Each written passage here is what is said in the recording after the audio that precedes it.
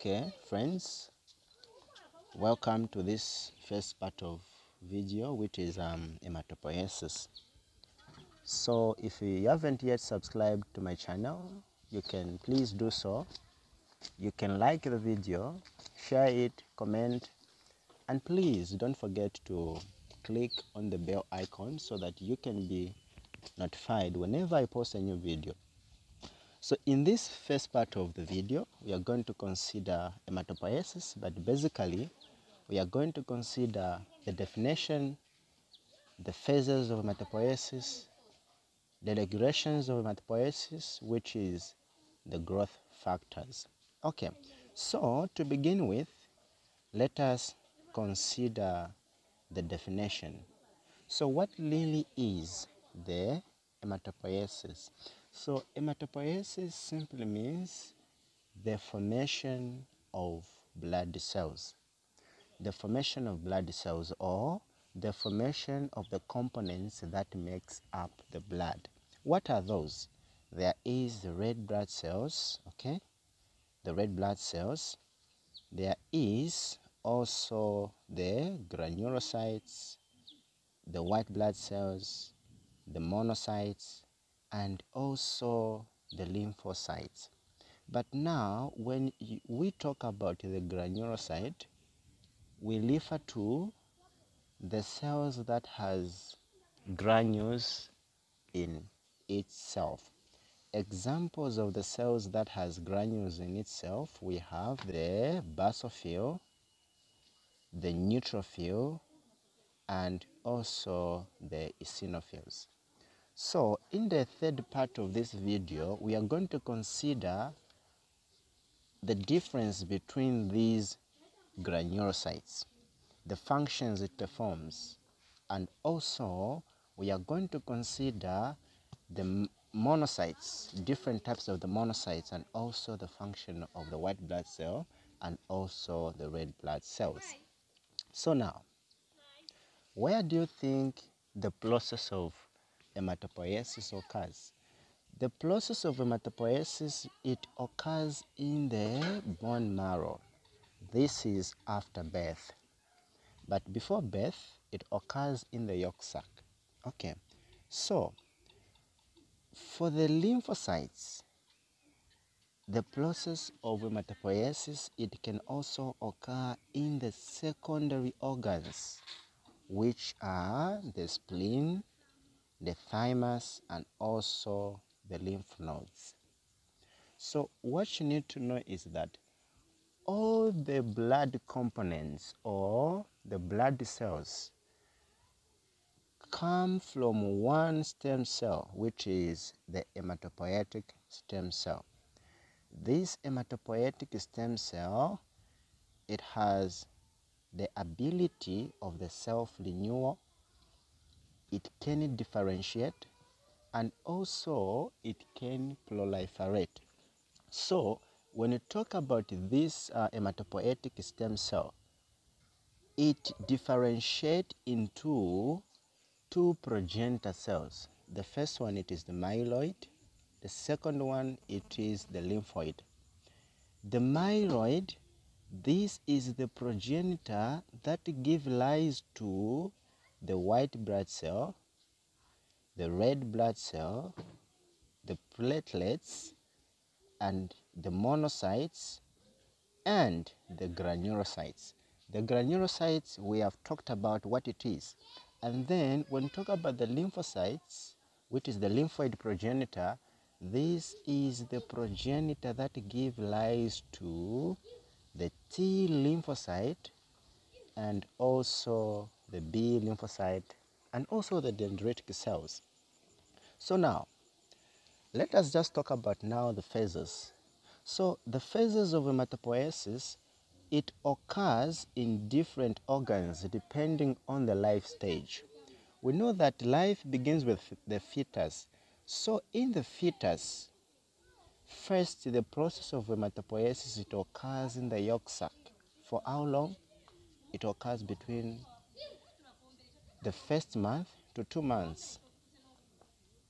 Then after the the embryo reaches goes beyond 2 months, which is 2 to 7 months, from the yolk sac it shifts to the liver and the spleen, which is refers to as the hepatic phase. So in the hepatic phase, it occurs between 2 months to 7 months. But you need to remember that since it occurs in the liver and also the spleen, but more of hematopoiesis, it occurs in the liver and small of it in the spleen. Then from 7 to 9 months, it occurs in the bone marrow. So meaning from 7 months to 9 months, even after birth, meaning in an infant, it occurs in the bone marrow. So this phase, it is refers to as the myeloid phase. So now, let's talk about the infant. So in the infant, the process of hematopoiesis, it almost occurs in all the bone marrow of the child. But in an adult, the process of blood formation, it specifies the type of bones which the process occurs. This process, it occurs in the long bone marrow, which are the pelvic bones, the femur, the vertebra, the sternum, and also the ribs. So just make sure you know that in the infants, it occurs in all the bone marrow. It does not specify, but in an adult, it does specify. So now, let us just talk about how this process of hematopoiesis is being regulated. Okay, so meaning, for the process of hematopoiesis to occur, there must be the cytokine that should be regulating the process. Okay, so now, these cytokines, the chemicals, are referred to be hematopoietic growth factors. Okay, so these hematopoietic growth factors, there are glycoproteins which are being produced by the stroma cells. Examples of these stroma cells are the fibroblasts, the endothelial cells, the macrophages, the fatty cells, and also the T lymphocytes. These are the stromal cells that produces the hematopoietic growth factors. But there's also another growth factors that are being produced, but these two are not being produced by stromal cells, but by the liver and the kidney. Examples of these are the erythropoietin, which is being produced by the kidney mostly, and a little amount from the liver, and also the thrombopoietin, which is being produced by the liver. So thrombopoietin, it is the growth factor which regulates the production or the synthesis of the platelets. Then the erythrocytes, the erythropoietin, it is the growth factor that is being produced in order to regulate the synthesis of the red blood cells. But what you need to know is, for the stromal cells to produce these growth factors, there must be something to stimulate these stromal cells. What do you think those things are? These are the interleukin 1, and also the tumor necrosis factor.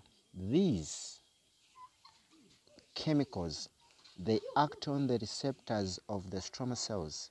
Then inside the stromal cells become activated and then start to produce these hematopoietic growth factors.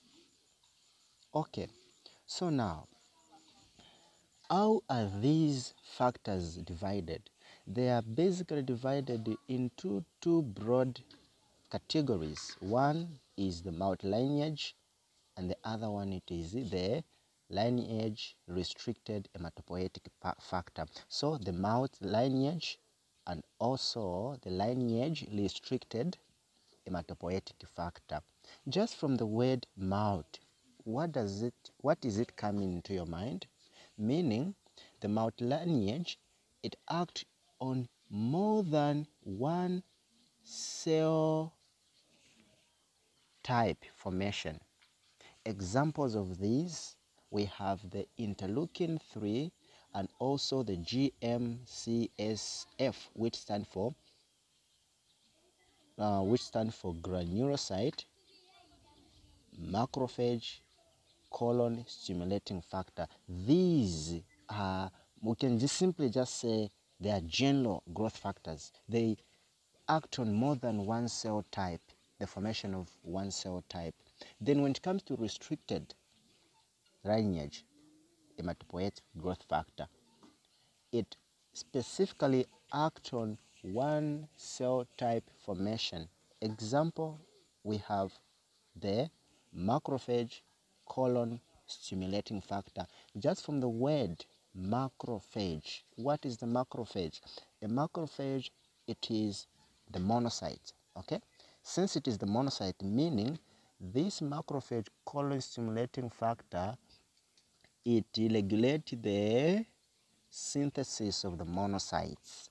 Then erythropoietin, this erythropoietin, just like we talked about earlier, this, it regulates the synthesis of the red blood cells. Then thrombopoietin for platelets, regulate the platelets. Then, which is the granulocyte colon stimulating factor. From the word granulocyte, you can definitely know its function. It regulates the synthesis of the granulocyte. So, in the next part of this video series, which is the part 2, we are going to see specifically now when you consider these processes, how these hematopoietic growth factors plays a part. So now, mostly interleukin 1 and tumor necrosis factor are being released due to infections and inflammation. When these are released, they act on the stromal cells so that the growth factors can be produced from the stromal cells. So this is how the process of hematopoiesis is being regulated. These are the chemicals that plays a part. So remember, if you haven't yet subscribed to my channel, please do so. Comment, like, and also share the video.